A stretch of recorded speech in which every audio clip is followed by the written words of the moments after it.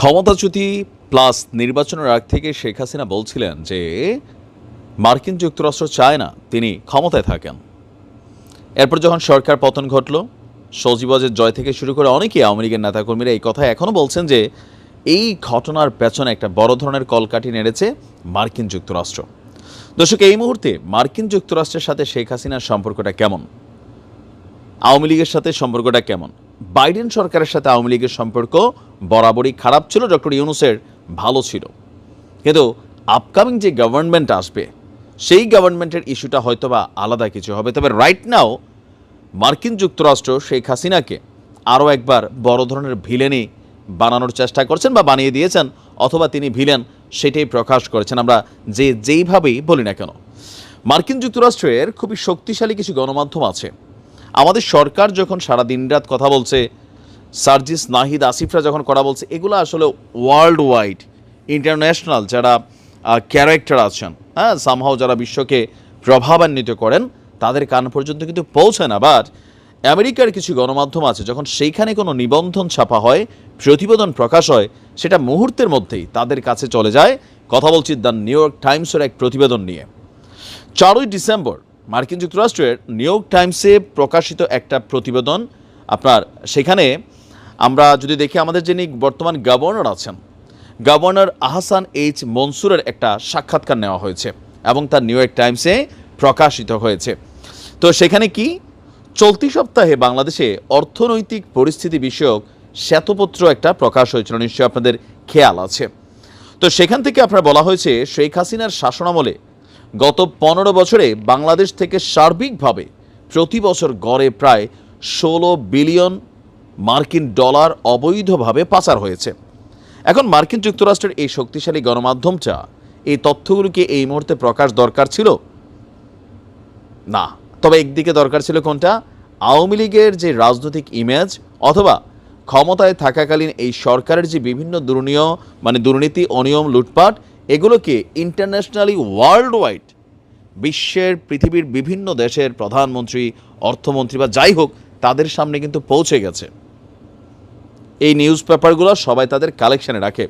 তো আমাদের Ahsan Mansur new York টাইমসকে বলছেন, সর্বোচ্চ রাজনৈতিক কর্তৃপক্ষ বুঝতে পেরেছিল লুটপাট করার জন্য সবচেয়ে ভালো জায়গা হচ্ছে ব্যাংক। এই প্রক্রিয়ায় বাংলাদেশের ব্যাংকগুলো শত শত কোটি ডলারের সমপরিমাণ অর্থ বিভিন্ন কোম্পানিকে ঋণ দিয়েছে, যেই কোম্পানিগুলোর অনেকগুলোর বাস্তবে কোনো অস্তিত্ব নেই। এই টাকা কখনো সম্ভবত ব্যাংকে আর ফিরে আসবে না। এই অর্থের একটি বড় অংশ দেশ থেকে অবৈধভাবে বাইরে নিয়ে যাওয়া হয়েছে, যার মধ্যে একটা বড় গন্তব্য ছিল যুক্তরাজ্য।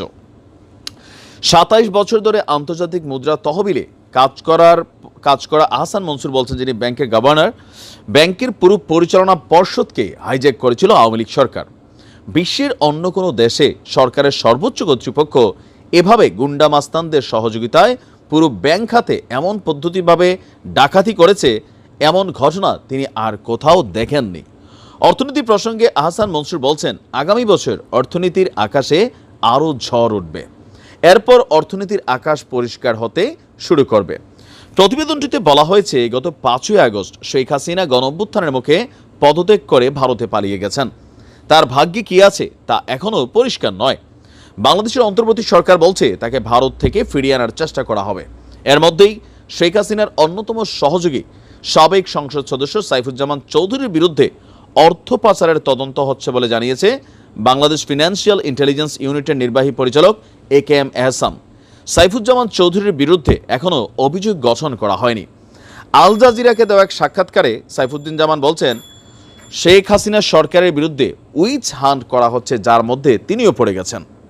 সবচেয়ে মজার বিষয় হচ্ছে, কেন এই প্রতিবেদনটা এন্টি আওয়ামী লীগ অবস্থান আরও জোরদার করবে, বা বিশ্বের শক্তিশালী দেশগুলোতে এই মুহূর্তে আওয়ামী লীগের যে লবিং কানেক্টিভিটি ইউরোপীয় ইউনিয়ন থেকে মার্কিন যুক্তরাষ্ট্র বিভিন্ন জায়গায়, তো সেটা একটা প্রভাব ফেলবে। এই কারণেই নিউ ইয়র্ক টাইমসের প্রতিবেদনটাই ছিল যেভাবে একটি দেশের অর্থনীতিকে শুকিয়ে ফেলা হয়েছে, মানে ওয়ার্ল্ড ওয়াইড একটা ইমেজ যেটা এখানে চলে আসছে প্রতিবেদনের মাধ্যমে, যে দুর্নীতি।